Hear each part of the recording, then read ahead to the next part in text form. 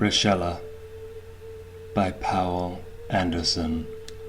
Read by Thoughtful Devil. If you think writing is an easy and glamorous profession, you have another thing coming.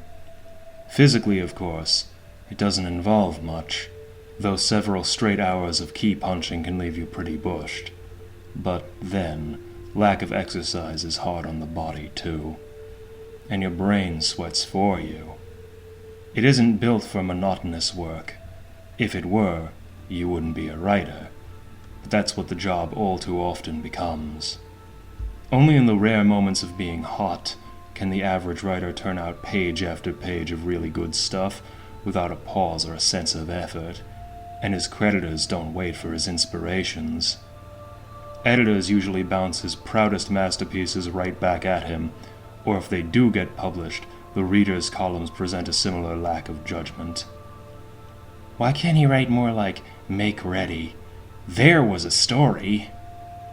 3 to Make Ready, our author recalls warily, was a piece of machine-tooled hack, written by the simple process of fitting jigsaw plot elements together and then grimly pecking away till it was done, and all solely for the purpose of meeting his bills. As for the glamour, you can have it. The profession is about as glamorous as bricklaying. Carsten leaned back, gave his room a bitter glance, and lit another cigarette. Smoke hazed the cluttered drabness around him, the rumpled bed, the untidy heap of books, the stuffed and bulging wastebasket, the coffee pot sitting on the hot plate and thinking its own dark thoughts. If I stay here much longer, he thought, I'll go stark, raving mad, and begin turning out nothing but schizophrenic clinical material. Maybe it'd be an improvement at that. Look what Joyce got away with in Ulysses. His moody eyes turned back to the tumbled heap of manuscript before him. He slipped the first page from the bottom and read the beginning with dislike approaching nausea. The Lady is a Stranger by William Carsten. She was tall, almost as tall as I, and she moved with a flow of strength and grace, like a young lioness. That was what she, Whiteout, made me think of. The first time I saw her, a great tawny cat, hair like dull gold, tumbling to her wide golden shoulders, and, Whiteout, shining ever so softly in the muted light. Her face was strange, high wide cheekbones sloping down lovely planes to the, there was a scribble here as he'd run out of Whiteout, full strong mouth. Red as new spilled blood, that mouth, and I don't think it was cosmetic. In spite of the perfection of her figure, it was her eyes that held me most stonily. Ugh, said Carsten aloud. You may quote me. Automatically, he penciled out the excess eyes and slipped an R into stongly. It wasn't a clean copy, or a clean story, or a good one.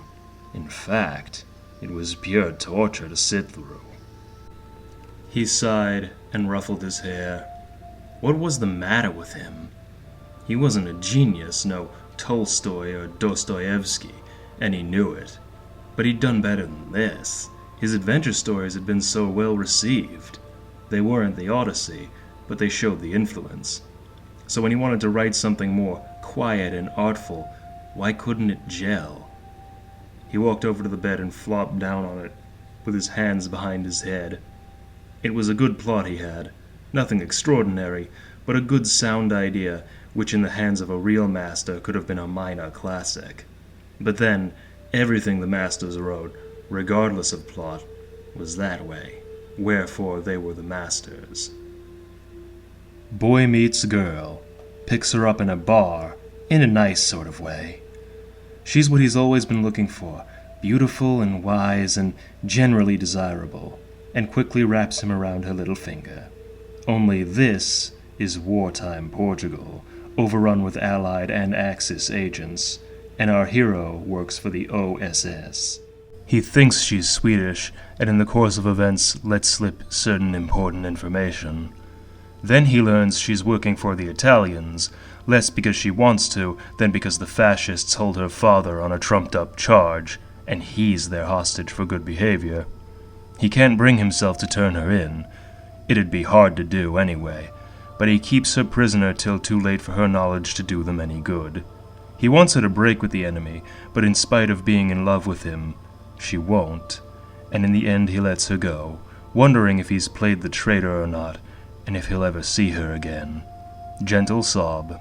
The end. 6,000 words. So why does it come out to be overwritten, sickly purple crud that no editor would touch, even with the famous 11-foot 4 3/4-inch Poul? It couldn't be the fact that his exchequer was getting low. He'd written fairly good stuff before, under worse pressure. In fact, his bank balance was still safely plus. Maybe he just wasn't cut out to write anything but bang bang sizz boom up and atom. After all, he knew a little something about that. He'd never seen actual combat, but he was a fair man with a gun, a horse, or a fencing saber. He'd crossed oceans and cruised a bit in sailboats, and he went down to the Y once a month or so for a little boxing. Well, what of it? He knew as much about women as any normal bachelor with a ready flow of words. He should be able to do a fairly convincing heroine. Still, his exotically named Rachaela was no ordinary woman. Insofar as he had modeled her after anyone, she was a combination of a blonde he'd known, a woman as beautiful and about as warm and friendly as an iceberg, and a small, dark nymphomaniac he'd once had the pleasure of meeting. Only of meeting. She'd been living with someone else at the time. But he'd liked her sense of humor. She had looked on the world with what must have been a rather horribly clear vision. He wondered where she was now. The mixture didn't mix, though. No sane human could have two such diverse components. And yet, he knew what a strange and complex being he wanted to describe. The trouble lay in getting her into words. Of course, even if he had character trouble, that was no excuse for bad writing, and his prose this time was just plain rotten. Karsten flung himself to his feet as the cigarette burned too close to his lips. The devil take her! Let's go out and get some personal experience of alcohol. Authors have to gather atmosphere, don't they? He said aloud to nobody in particular. It was 5 o'clock and he hadn't had a drink all day. What he needed was relaxation, escape from the circumscribed shabbiness of his room, and himself. Let's see. He counted the money in his wallet. Enough for a few nips in a really decent place. That ought to snap him out of his doldrums. His favorite pub was only a few blocks from his shabby apartment house. Study in contrasts. You walked down a dingy street, turned a corner, and were out on a thoroughfare of shining storefronts, exclusive nightclubs, and the elites of Manhattan. He liked the lounge in the Hotel Margrave. It was quiet and well upholstered and discreetly lit, and the bartender knew how to fix a damn good zombie. Let's go. By the time he had cleaned up, changed clothes, and gotten down there, it was close to 6, and the violet dusk of early autumn was closing in. Lights were winking through, one-eyed glow of street lamps, flash and flicker of neon. The rush-hour crowds had thinned out now, and people moved more leisurely, a dim cloak of peacefulness dripping over the city. He strode up to the long mahogany gleam of the bar. "Hi, Joe," he said. "The usual." "You bet," said the bartender. He created a concoction of dark rum, fruit juices, and absinthe, set it on the bar, and collected for it. Karsten draped himself over a stool, lit a cigarette, and felt the tension seething out of his muscles. Idly, he looked around. There weren't many people in as yet. Residents lingering over a cocktail before supper, a few middle-aged businessmen having a quick one before going home, a couple of anomalous transients like himself. And then, out of the corner of his eye, he caught her. He took her in slowly, savoring her with an appreciation as much aesthetic as sexual. Gods in heaven, she was tall, and built like a more slender Aphrodite. Her skin was white with the faintest hint of gold, as if the liquid metal flowed in her veins. She moved with a grace he had not thought possible to human beings. Soft blonde hair fell low over her broad forehead and then tumbled to her bare shoulders, as he'd always been a sucker for that particular bob. The face was strange, not fitting into any features he knew of. High cheekbones, oblique eyes, but the nose was straight and thin, the mouth a red flower. I'm not expecting anyone. Stay, if you like. Thank you, he said, wondering how in the hell his ancient and whiskery approach had worked on a goddess. He tried more out of a sense of duty to himself than in any real hope. I'm William Carston, though my friends call me, hey, you. Her eyes regarded him steadily from between incredible lashes. They were gold-flecked green, he saw. Or was it gray, or a strange shade of blue? Not the writer. She didn't sound awed, only coldly interested. She nodded. I've read some of your stories, and I think they're good. Thank you, my fair lady. Carston signaled the waiter. For that, I'll make you the heroine of my next text. What's her name? She asked. Oh, Rachaela, he blurted awkwardly. Good, she smiled. You can call me Rachaela, then. This, thought Carston, is entirely too good to be true. I walk into a pub, effortlessly strike up an acquaintance with the most gorgeous woman who's ever lived, and now she's playing the game on. Won't tell me her name. How did anyone ever get this lucky? You don't live here, do you? Asked Carston. I'd have seen you before if you did. No, I'm from out of town, she said noncommittally. Her eyes went over him and left small shivers in their wake. Tell me, Mr. Carston. Well, or, hey, you. Tell me, how does it feel to be a successful writer? The conventional question. He returned an honest answer. Who said I was successful? Oh, sure, I make a living at it, and the living gets better all the time as I sell more and move into higher-paying markets, but somehow I never write what I want to. The great American novel, perhaps? It's been written. Moby Dick, and Homer suit up the epic, and Shakespeare the drama, and Kipling the ballad, and other people everything else so thoroughly that there's nothing left for us to do now. But aren't you giving up too easy, Will? She nodded slowly. You're a young man. You still have to learn. Oh, I'll improve. Just not that much. I won't take home any Nobel Prizes, and honestly, I don't deserve any. Sorry, I didn't mean to go off like that. Carston grinned crookedly and paid for her drink. Tell me about yourself. Oh, come now, Will. You can give me the thrill of playing femme fatale just for this evening, can't you? This evening. A rush of excitement was overlaid by a worried mental counting of his assets. Joe would cash a check for him, but it would mean staving off his rent payments and going hungry till he made his next sale. Let the devil take it, he thought. A chance like this comes along only once in several thousand lifetimes. In that case, Will said, you'll have to live up to your role, won't you? The plush seats were easily wide enough for two. He sat down beside her with a dazed feeling that this was all entirely too good to be true, unless he was being taken for a ride. No, hardly. He didn't have enough money to be worth robbing, and his various indiscretions had and would continue to be such that he wouldn't give a damn about a blackmailer's threats to publish them. And he had access to no secret information. No.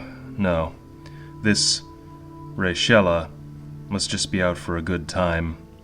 Maybe her boyfriend stood her up, though he'd hardly have been human if he did. Or maybe she was just an adventuress. Or maybe... Once in a long-drawn crap game, he'd had a fantastic run of luck. He'd known that he simply couldn't lose. There had been no doubt about it, and he'd walked away at last with several $100s in his pocket. It was like that tonight. Things wouldn't go wrong, no matter what he did, because it wasn't in their nature to do so. He was hot. They talked for a while. He wasn't sure what they talked about, or of anything except that she was very wise, very witty, and completely charming. Nor was he doing so bad himself. "Tell me, Will," she asked finally.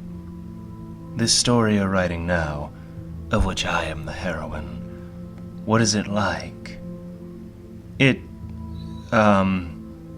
He hesitated, shrugged, and plunged ahead. She wouldn't be offended, not on this enchanted night. "Well, you made an unfortunate choice, Rachaela. It's about an Axis spy of that name." "Well," she smiled, "you may not be too far off the mark." He discovered with a pleased surprise that they were holding hands. "Don't tell me you're a Russian agent. Sorry, not a nuclear physicist." "Oh no, Will. I'm only a succubus, and all I want from you is your immortal soul. We need writers down home." As he blinked at her in surprise, she said merely, "But go on.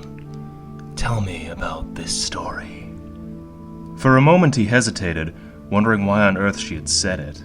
One hell of an obscure game, and somehow it didn't sound like an affectation. But she was near, and beautiful, and he had the usual male desire to talk about himself and his doings to a woman. She shrugged again.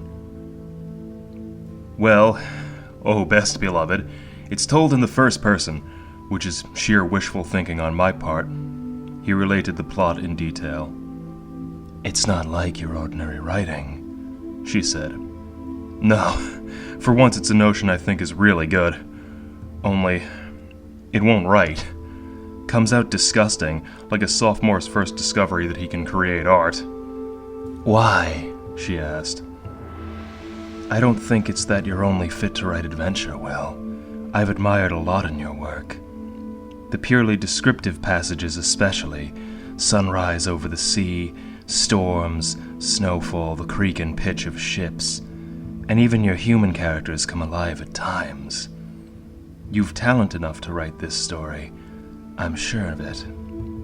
He was only vaguely offended. Like most modest people, he liked to be told how excellent he really was. His conscious mind admitted that she was quite right, and that it was good of her to be so honest with him, the way you'd want your wife to be honest, right? "I don't know why it won't go. It just won't. Maybe it's a jinx or a subconscious block or something. Or maybe it's just the characterization. It's hard to show how mixed up good and evil really are. I mean, nobody, not even the worst villain, is all black, or all white. I mean, unless I believe you. I've never actually known a real fiend, especially not a literal devil." "How do you know?" She entertained him. "After all, none of my friends go around in horn and hoof. They'd get laughed out of town. Oh no, Will. The modern devil is an ultra-respectable businessman, punctual as a work clock, a member of all the best clubs, with a silent partnership in an influential newspaper, and a controlling vote in a key corporation. Or he is a demagogue of a union leader, setting his dupes against their own ultimate interests, or a politician hounding honest men out of public office with baseless slanders, or the power behind a dictator, or the leader of a racist group, too cowardly to show its viciousness except behind stupid masks. Or, any one of the million cancers in this ever-dying civilization. You've met the agents of Satan, Will. You meet them every day. You just don't know it." "Speaking, of course, figuratively?"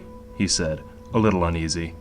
Her smile had faded, and she talked so seriously, half lit in shadow, out of nowhere. "Not in the least." Her voice was grave, her eyes huge, animalistic. "Hell has had many names, and the devil has taken many masks. Those I speak of are simply the suitable ones today. In earlier days, he was known as Set to the Egyptians and near Gaul and Sumer. The Greeks recognized all sorts of lower infernals like Furies and Harpies. Loki, Lucifer, Mara to the Buddhists. You reel them off. The primitive folk of this earth live closer to reality than we do, Will, and most of them recognize the truth, that this world is closer hell than heaven. So their gods are all demons, to be satiated, not worshipped. Your new mythology is beginning to recognize that under still another switch of names. They talk of the second law of thermodynamics now, you know, and of the subconscious mind, and wave mechanics suggests at least one other universe, probably more, coexist with ours. Oh yes, Will, whatever you call it, hell is a fact. First girl I ever heard talk that way. What are you, a mystic? No, goodness, no.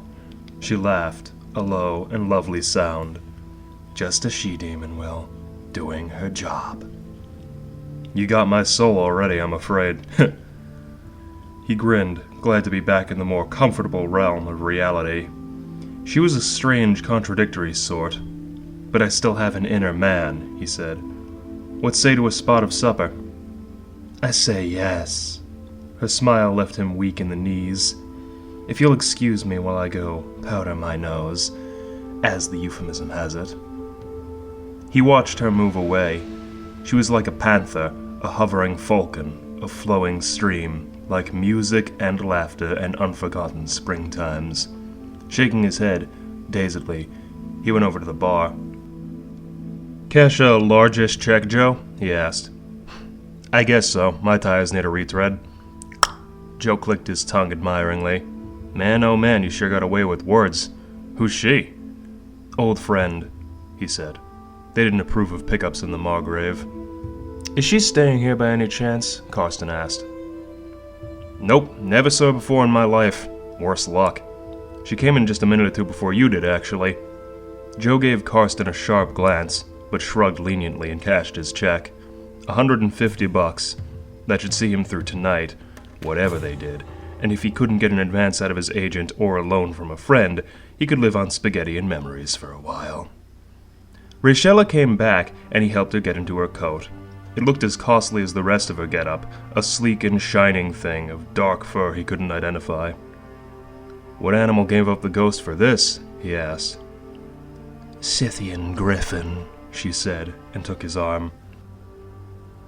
Since she was obviously determined to have her game, he let it go at that, saying only, It died in good cause. Now, on other matters, I would suggest the Zigani.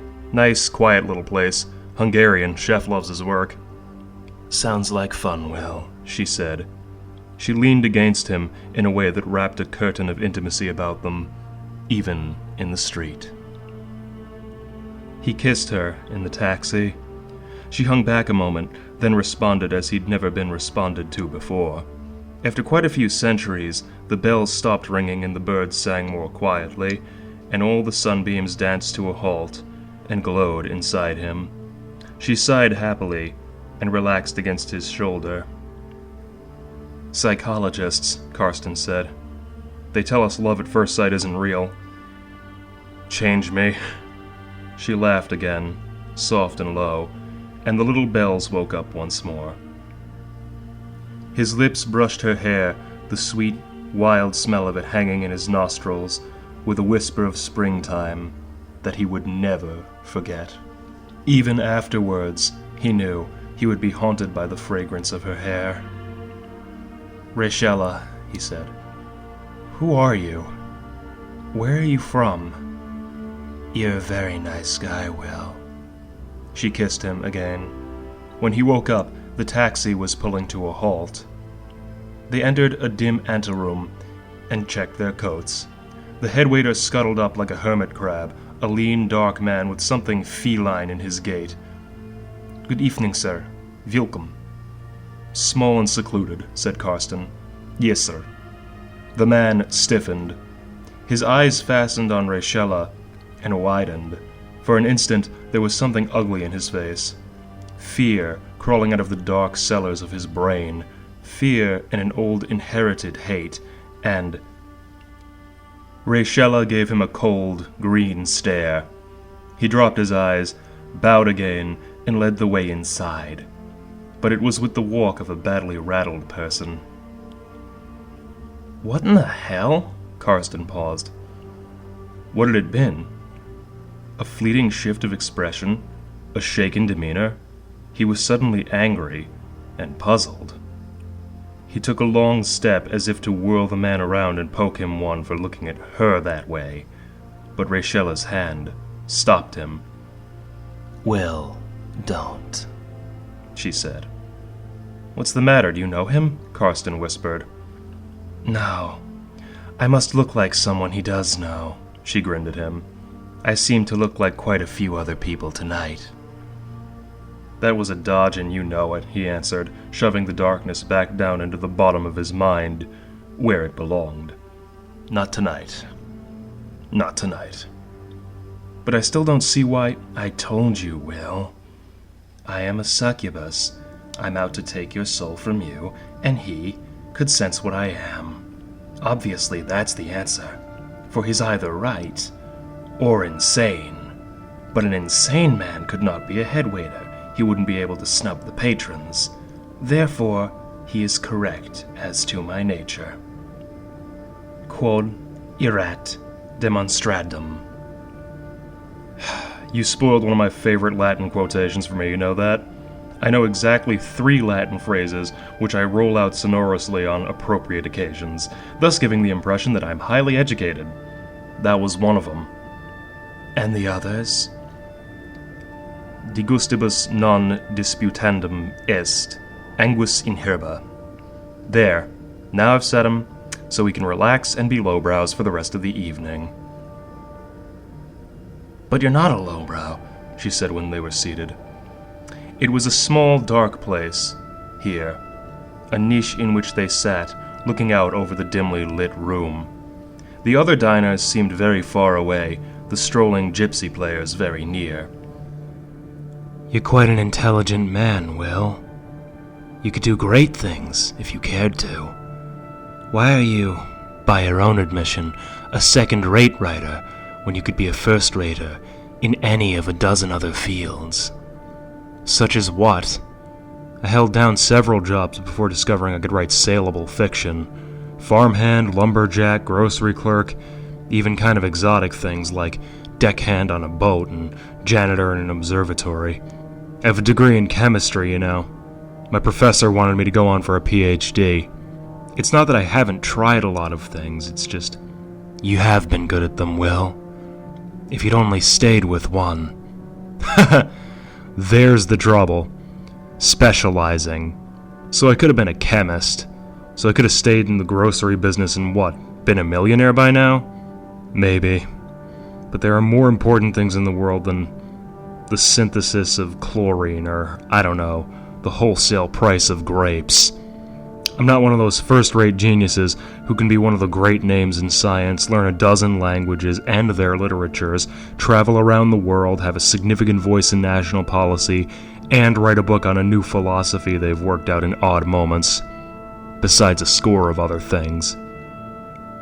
I haven't got what it takes to be a universalist, and I won't submit to the jail of being a specialist. So I guess that makes me a dilettante. You write saleable fiction and unsaleable poetry, she nodded. You paint and sculpt a little, not at all badly. You read books on every conceivable subject and argue with specialist friends of yours on their own grounds, which leaves you on the defensive, but also learning from them. You travel, as much as you can afford. You feel at home in waterfront dives and the Diamond Horseshoe, with truck drivers and college professors. You are a hedonist, but you'd like to be more. You understand, don't you, Rachaela? That's about it. Writing is the closest a person of my limitations can come to universalism. It touches every field. In a shadowy sort of fashion, you live in all of space and time. And you're pretty much your own boss. Choose your own working hours and working pace, knock off for months at a time, and take a leisurely jaunt somewhere whenever you've accumulated the money. If at times it seems rather futile, playing with toys you should have put away long ago, well, I guess that's part of the price. He sipped his drink, moodily. Carpe diem. It seems useless and wasteful to plan very far ahead these days. Any thinking man can see the world's going to hell. Why sacrifice and save and look to a high goal 10 years off when you know that before those 10 years are up there'll be war again, and ruin, and you yanked into service or some damn dreary war job? I'm just living from day to day, Rachaela, enjoying myself while I can, because there's really nothing else that's possible for me. He smiled. Maybe you're right. Maybe hell is very close to us today. It is, she said soberly. Very near. Well, tell me then, my most charming of devils. He forced a lightness into his tone, seeking to recover their gaiety. Give me the inside. What's it like? What is hell, really? It's been described as bitter cold and white-hot, the home of all merry gentlemen and an eternity of boredom, aristocratic and bourgeois, and everything and nothing. Come on, let's have the truth. Suddenly she shuddered and leaned against him. Her hand sought his, as if for comfort, and it was cold. Her eyes were wide, staring at him from a shining blackness, and her voice dropped to a shaky whisper. It is terrible.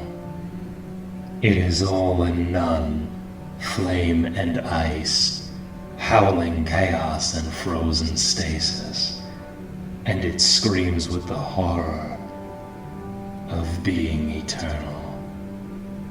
Don't ask me again, please.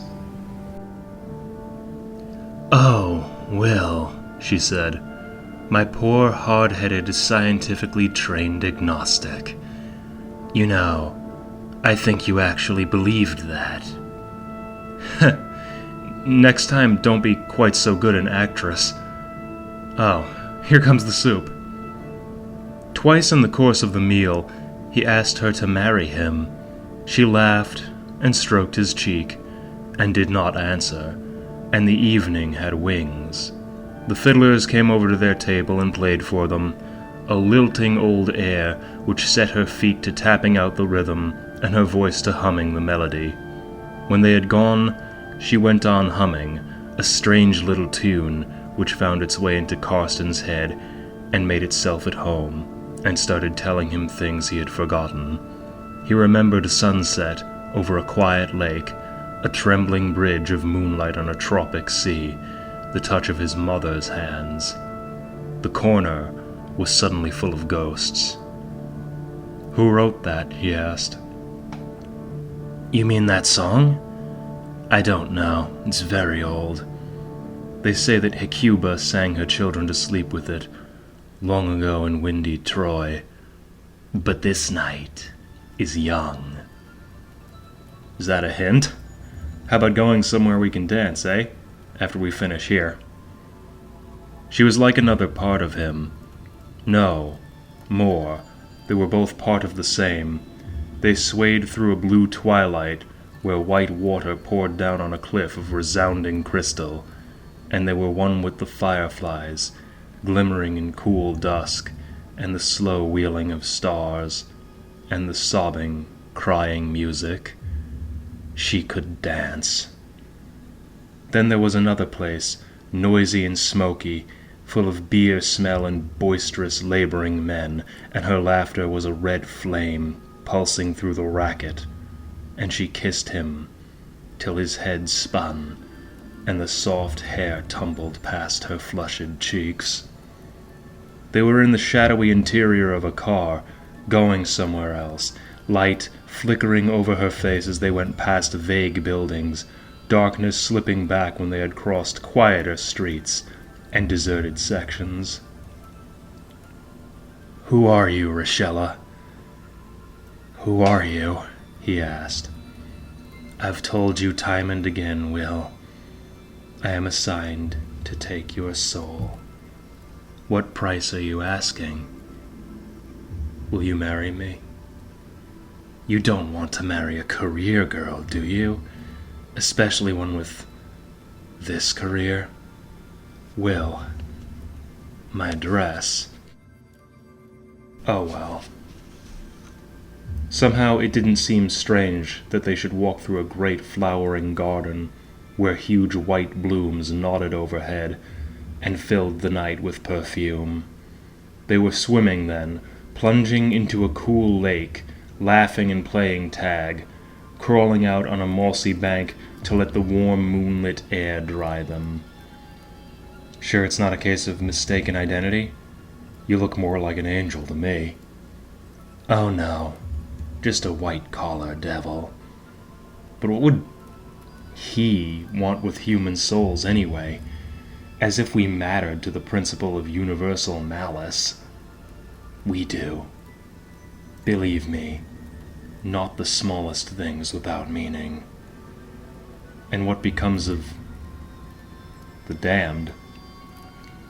She shuddered, and he laid an arm about her shoulders. All right, Rachaela, I'm sorry, I won't ask again. Only I assure you hell would be paradise now, if only you were there too. You don't understand, Will. You could never hope to understand. Her voice grew thin. He kissed her fear and his own away. Later, quite prosaically, they found themselves, after a wonderful while, in the newest and most fashionable nightclub that the cab driver could locate.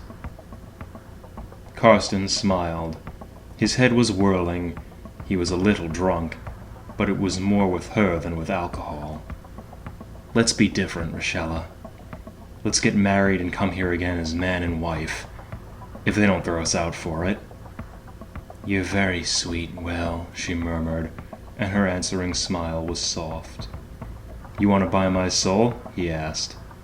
It's for sale. Price 1 marriage. 2 you. Conditions permanent. You could get more than that, Will.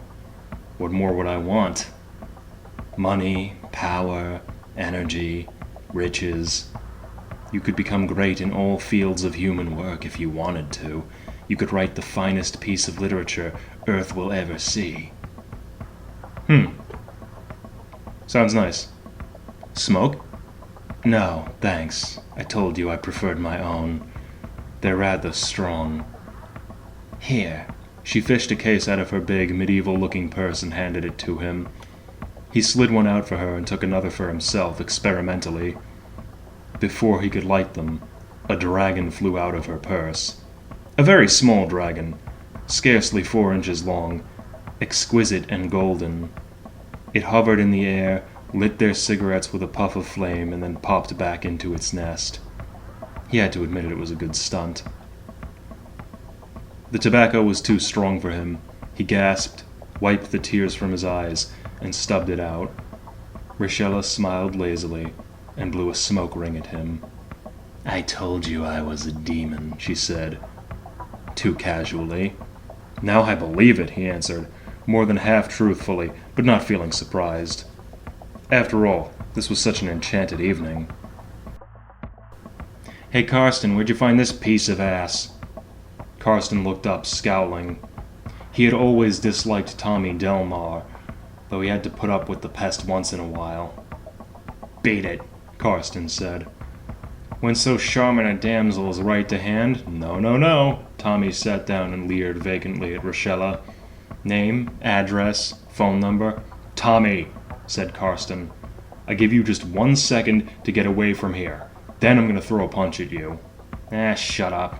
Tommy leaned over, reaching for Rachaela's hand. I mean it. How about leaving this guy to come over to our Karsten stood up. With a savage glee quite foreign to his usually mild manner, he hauled Tommy erect, belted him once in the stomach, and followed with a right to the jaw that sent him across the adjoining table. And somehow that was the last touch needed to make the evening perfect. What happened afterwards, he wasn't very sure, but presently he and Rachaela were standing on the roof of the Empire State Building. How it had been done, he didn't know either, but it was nice to be alone again. The moon was high and nearly full, riding through a deep blue sky of stars and ghostly clouds. The city winked and blazed below them, mile after mile of it, fire and fury and the arrogance of all mankind. And they stood above it all, looking down. His gaze traveled to Rachaela. In the streaming moonlight, her proud and lovely face was white, remote, and mysterious, softened to a wistful beauty that seemed at the verge of tears. A line from Rupert Brooke crossed his mind, "The lordliest lass of the earth," and he nodded. "Oh, my gorgeous, perfect Rachaela." He kissed her, laid his cheek to hers, and buried his face in the tumbled waves of hair. Her cheek was soft and smooth and cold in the keen fall of night. "Oh, I love you so much. So much, Rachaela." "Well," she pulled herself against him, close, huddling to him like a child. "Well," her breath sobbed in her throat. "You will marry me, won't you? I wouldn't sell my soul for anything less." "I really am damned, you know. I am a demoness from the very bowels of hell." "Sure, I know." He saw that her eyes shone with their own green light, up here in the dark in the thin, whimpering wind. Gently, he ruffled the heavy hair back from her forehead and kissed the small, stubby horns. "I love you," he said. She laughed, shakily, and tears dimmed the cold fire of her eyes. Breaking away from him, but clinging to one hand, she said in an unsteady voice, "But this isn't according to the rules at all. I'm supposed to take you up on a high place and show you all the riches of the world, and offer you what you will of them." She gestured at the sea of flame below. "It can be yours, Will. Yours to rule for 100 years. Make what you want of it.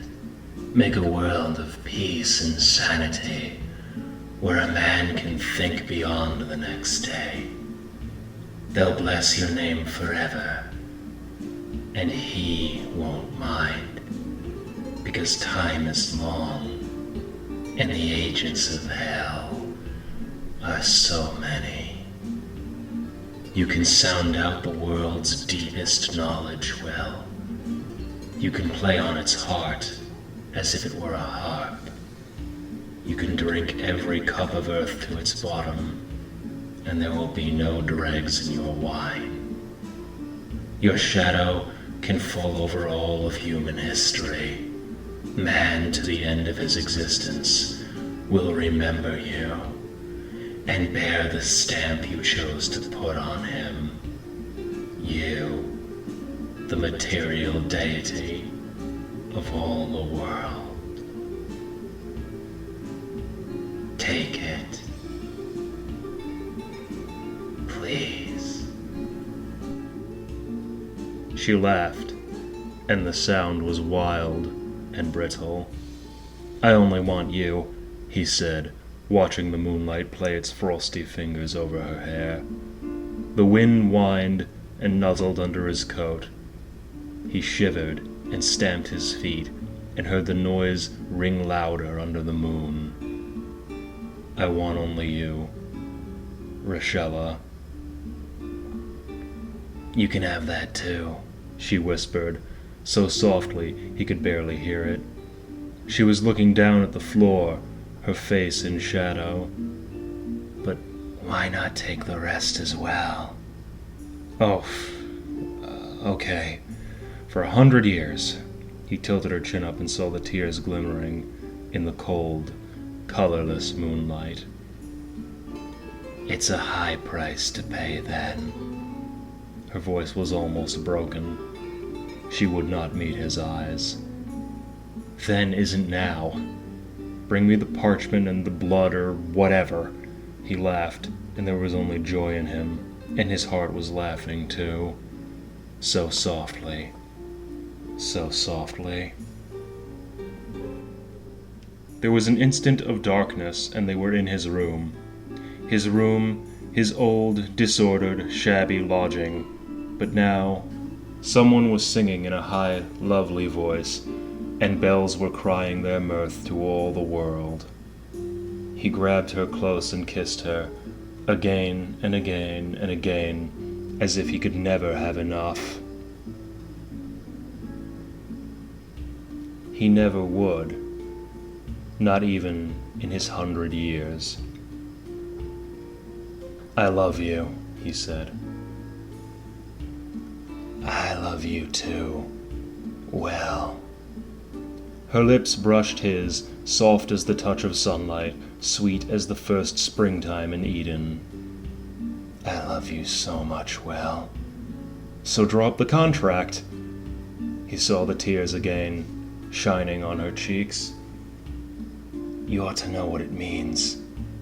You'll be damned. Forever." "I've made my choice, haven't I?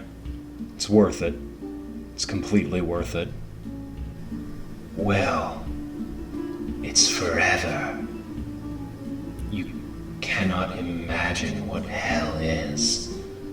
Your worst nightmares, the foulest thoughts of Hitler and Stalin and Charles Manson, the flames that burn you alive, the hopelessness and the misery. Well, none of them can touch what hell is, what he does." Rachaela shook, as if it were suddenly cold amid the swirling, golden mists.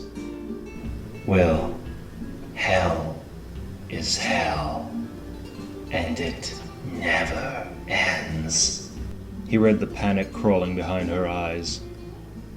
His voice harshened. "Why are you afraid? What did they do to you there?" "I am a demon, Will." Her teeth rattled together, and she crept into his arms and hid her face in his neck. "We're a privileged class, yes, but we're with the damned as well, and the punishments for failure." She sucked her breath in, fighting for control. "You're not gonna fail, Rachaela." He strained her to him. "Give me the contract." Well, you'll be among the damned then. You'll be in hell forever. Worlds will crumble, and the sun fall to ash before they've even begun. And it will last for all eternity. She shook her head slowly and freed herself. For a moment, she stood with her head bowed, the long, shining hair sweeping down past her face. He saw that she was crying. "I won't do it," she gasped. "Rachaela," he took a step forward, and the sudden knowledge was a desolation within him. "No. They can do whatever they want to me, Will, but I love you. Always and forever. I love you." Her mouth trembled into a pathetic smile.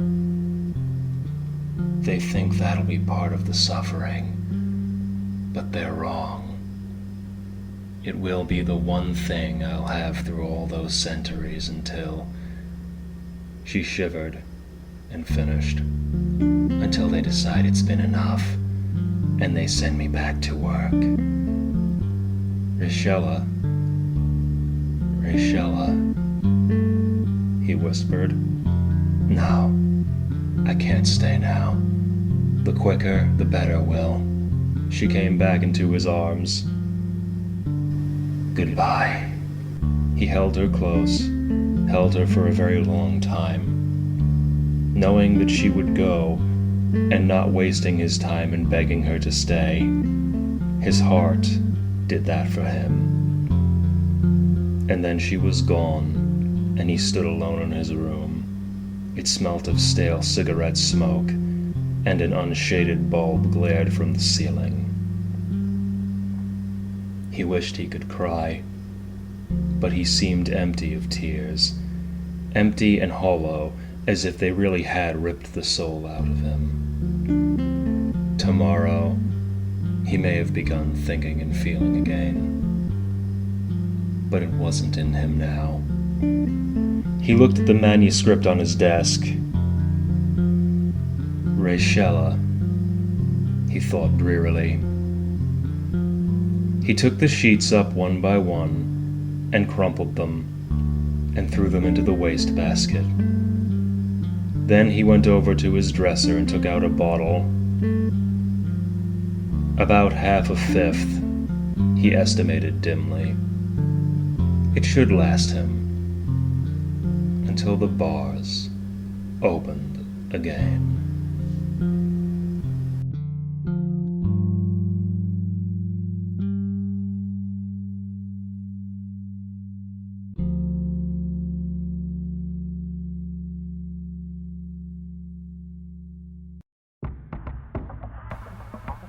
What's good, Moonbats? It's your old pal, Thoughtful Devil here. I hope we all enjoyed that story. I actually am not familiar with Poul Anderson, although he's a very prevalent name in the world of science fiction and fantasy. I found this story in the anthology Devils and Demons, which I don't really care to admit, but I bought it mostly because of the Edward Gorey cover. I hope we're all staying safe in quarantine. I'm hoping to have more videos up as time goes on, seeing as no one has anything to do.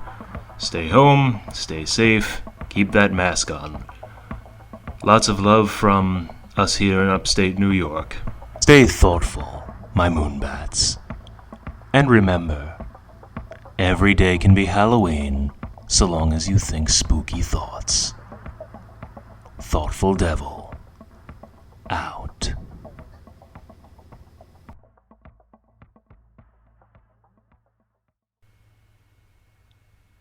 Come what may, come what may, I will love you until my dying day.